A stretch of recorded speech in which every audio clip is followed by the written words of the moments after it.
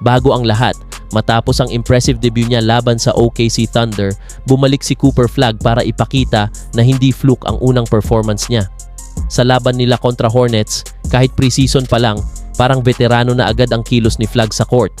Sa kabuuan ng laro, nagrehistro si Flagg ng 11 points, 4 assists, 3 rebounds at 3 steals, shooting 4 out of 8 from the field, kabilang na ang 1 out of 2 sa 3. Solid na efficiency yan para sa isang rookie na nasa ikalawang preseason game pa lang niya. Ang tanging kahinaan lang, medyo mataas ang turnovers niya, umabot ng 5, pero normal lang yan habang nag-a-adjust pa siya sa NBA pace. Isa sa mga best plays niya ngayong laban ay yung fadeaway jumper niya laban kay LaMelo Ball. Sobrang composed at confident. Bukod pa dyan, 3 beses siyang nakasteal sa unang quarter pa lang, nagpapakita ng elite defensive instincts na bihira sa mga rookie. At syempre, hindi mawawala yung half-court love ni D'Angelo Russell sa kanya. Kung titignan mo, hindi lang sa opensa umaasa si Flagg, all around talaga ang laro niya. Makikita mo yung basketball IQ at maturity niya, parang ilang taon na sa liga.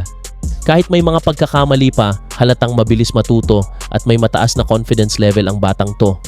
Mga ka-NBA, kung ganito ang pinapakita ni Cooper Flagg sa preseason pa lang, imagine mo na lang pagdating ng regular season. Baka maging isa siya sa mga dark horse candidates for Rookie of the Year. Kaya abangan natin kung paano siya tutulong kina Anthony Davis at Kyrie Irving para itaas ang laro ng Dallas Mavericks ngayong season. Kung nagustuhan mo tong update, don't forget to like, share at mag-subscribe para lagi kang updated sa mga NBA preseason highlights at balita. Peace out!